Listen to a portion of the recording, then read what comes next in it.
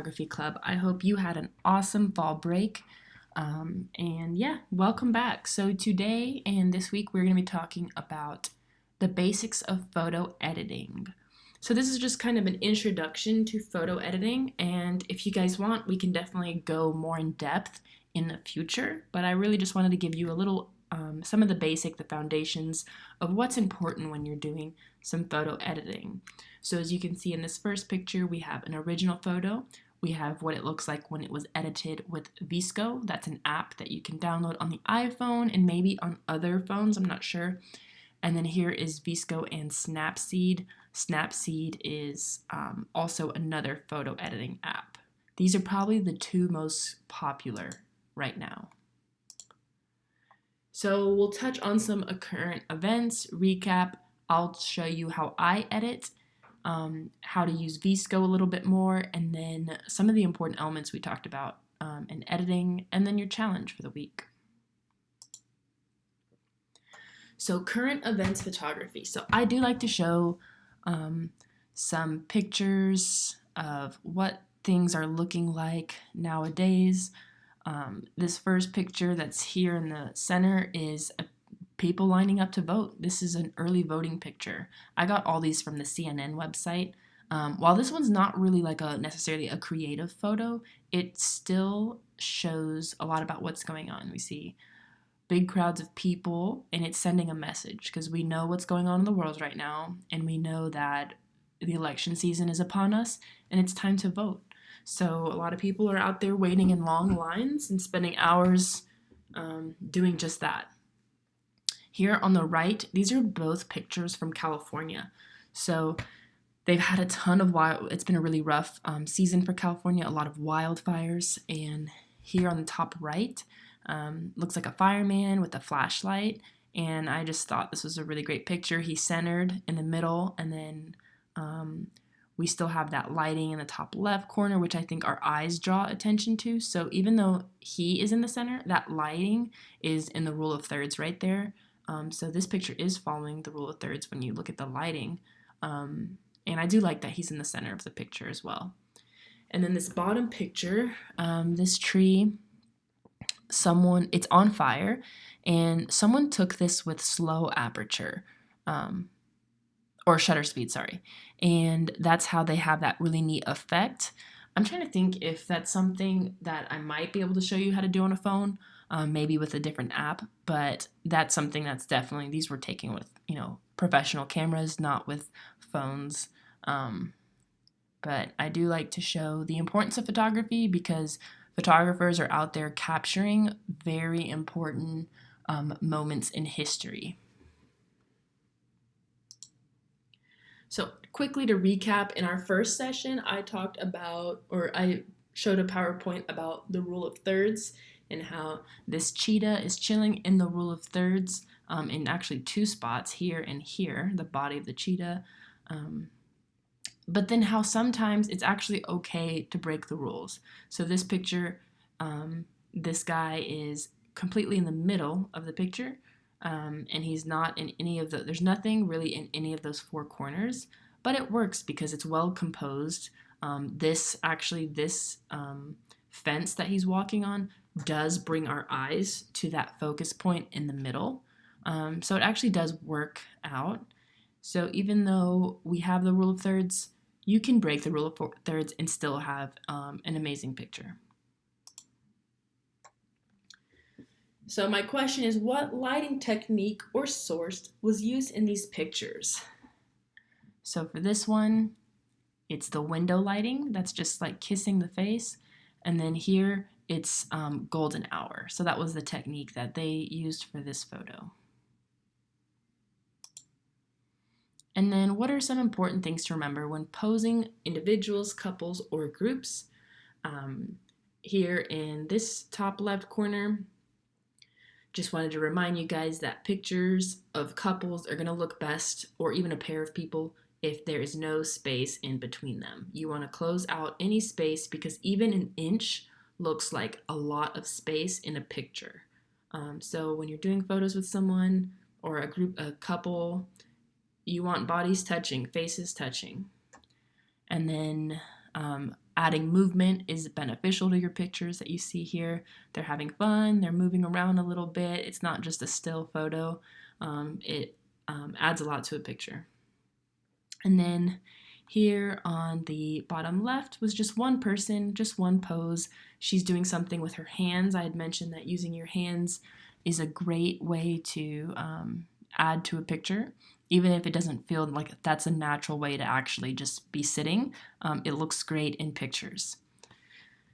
The picture in the middle, some of the technique that was used is one, they're all very close together. They're all touching pretty much. Arms are touching. But then also this one was the pattern of the clothes and height is used to make this picture look good. It's a lot of people, so it's hard to make a picture with a lot of people look good, but this works out. It's balanced, and that's what we want when you take a picture of a group. And then on this far right corner, the technique was having her turn and have her shoulder pointed towards the camera instead of just having her whole body facing the camera. It's good to have an angle and to kind of tilt your chin over your shoulder a little bit like she has right here. That is a great way to pose. All right, so here is back when these two pictures are, actually all of these are from when I was high school or my freshman year of college. So I wanted to show you guys like my editing has come a long way and how it's really important to experiment with editing. Because yes, my pictures do not look like this anymore, but this was a starting point for me. It was a good place to practice.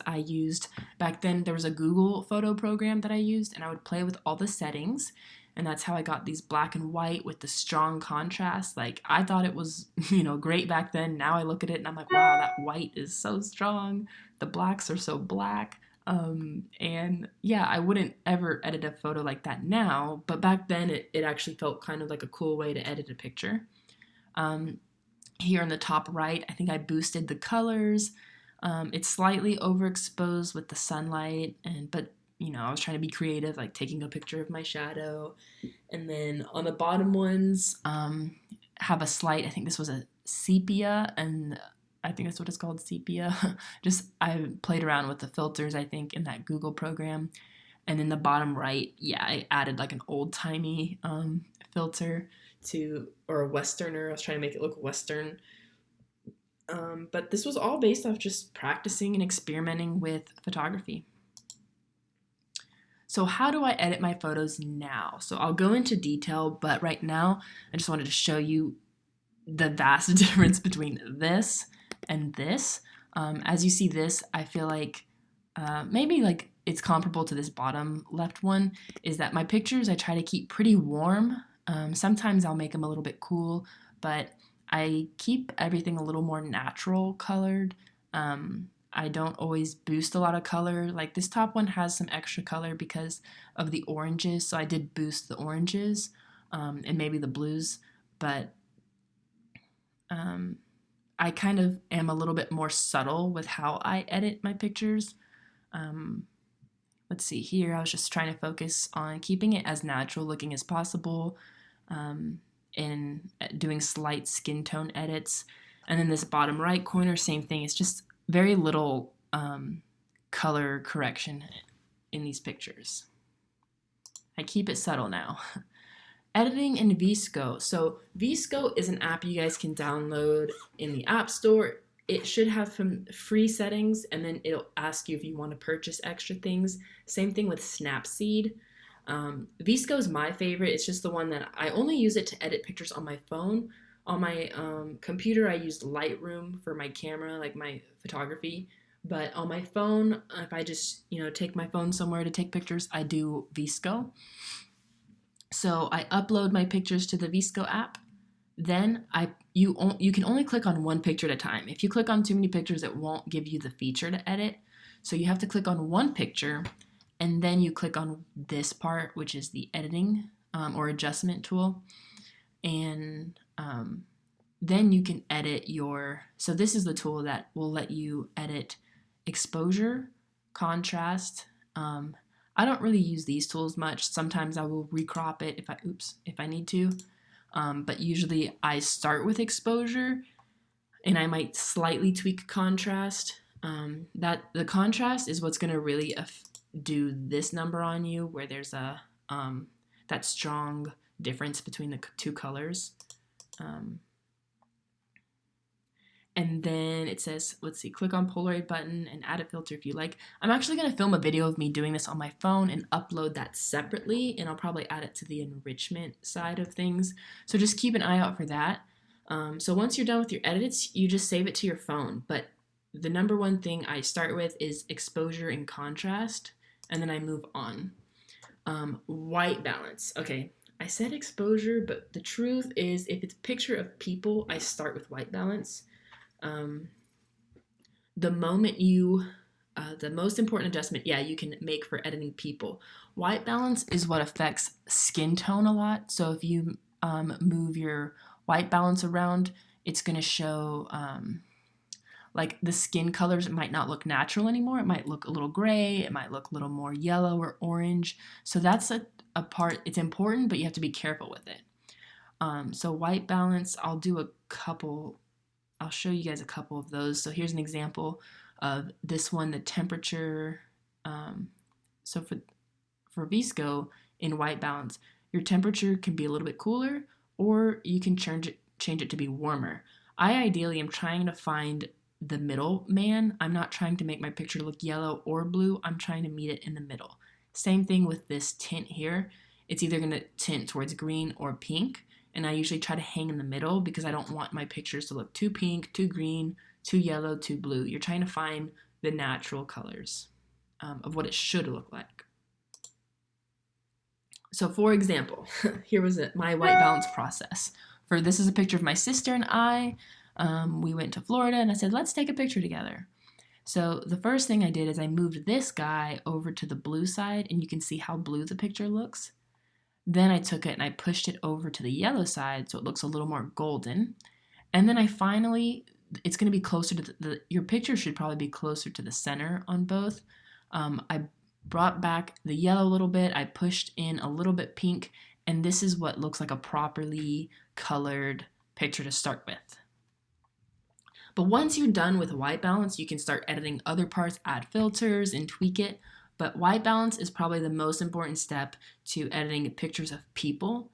It's just kind of making a picture look more natural, and then you can go on with your filters. Because once you add filters and then try to do white balance, it'll be really hard to get the skin color down. So white balance is the first thing. Then I like to mess with exposure. Exposure is really just making a small adjustment to either lighten or darken the photo. So for this picture on the left, it was a little bit dark, and then someone brought up the exposure and brightened it up a little bit. So it looks a lot better. It doesn't look as dark and dingy. So exposure is just a simple way to manipulate the lighting to the picture. But if you overly expose it, it looks too white. And if you pull the exposure down, it looks very dark. So I usually don't mess with it too much. I do small edits with exposure. A little bit goes a long way. Contrast, same. Actually, contrast you can move around a lot, and it's really kind of like to your like artistic taste. So contrast might actually make something look more detailed.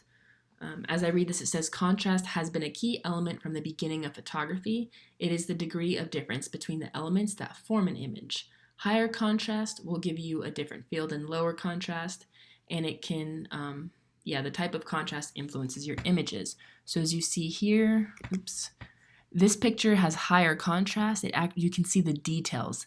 You can see the differences between all this grass. Versus here on the lower contrast side, it kind of all blends in a little more together, all the different pieces of grass, versus when you increase that contrast and there's a stronger or a higher difference, a bigger difference between the pieces of grass. You can see the difference. Saturation. The way I like to think about saturation is just a way to make colors pop. So here it says saturation refers to the intensity of a color. So the higher the saturation, the more vivid, the more it's going to stand out, the more it's going to pop. The lower the saturation of the color, the closer it is to gray, it's going to be a little more dull. So here it says muting or a calming effect versus vividness. So sometimes you want your picture to look kind of mute, and other times you want it to be more vivid and to really, you want the colors to pop. Or maybe you want certain colors to be saturated and other colors not to be saturated. It's really, all these things are your choice based off your like artistic eye and how you see pictures. I mean, there might be some things that's like, oh, that's, anyone could tell you that's overly saturated and it doesn't look good. But at the same time, it's like photography is an art, and this is what you think. Like, how do you feel? How saturated do you want your picture to be? It's all the look, the feel, the mood that you as a photographer are going for. So here's some more examples. So personally, I'm going to probably hang out in the middle, like that's my desire. But if you look at this picture of this girl, this picture's a little more dull. But as you go, it's like it gets sharper. And then this one, it's kind of overly saturated. Like her skin looks very orange. Actually, I don't. It's like too much is going on, in my opinion. But the middle one is kind of the more balanced picture. Because sometimes we take pictures and they do look dull, and we want to brighten them up. Same thing, here you go, this guy. Honestly, the more saturated your picture is, the less realistic it looks, which is a reason why I don't like to oversaturate. So this picture on the right, it might be great for the background of your computer screen, but I wouldn't really print this out and put it on the wall. Maybe the center one. This one looks like it has more balance to it. And then this far one over here, once again, looks pretty gray. It looks pretty dull.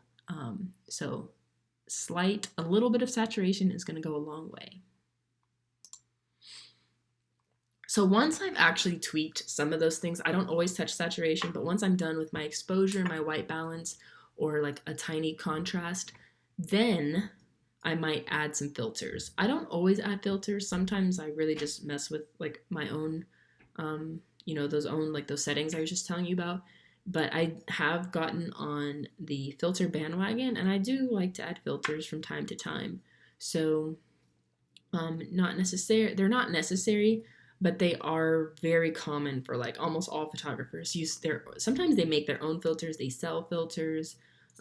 So filters are just someone created almost like a mask that goes over your image and alters how it looks. But yeah, they're really to go for a particular style or mood that you're trying to create. So I'm sure you guys have seen on Instagram, you can change your filter. Yeah, you can use filters on Instagram. They're just embedded there, but they're not the best.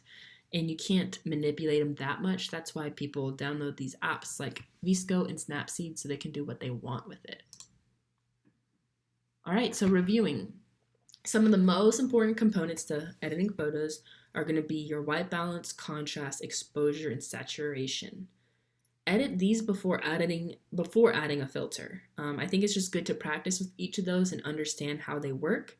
And then when you add a filter, you'll even understand more about, because sometimes after you add the filter, you might want to go back and adjust how the contrast, exposure, or saturation is going to look with it. You probably won't touch your white balance after you've added a filter. You should just leave that alone. But just remember that photography is an art form, so whatever you do, if you like it, then great, that works for you. You guys are young, you're practicing. It's not something that you have to put out there for everyone else. This is just for you now. So my challenge for you guys is to practice photo editing with VSCO, Snapseed, or another app.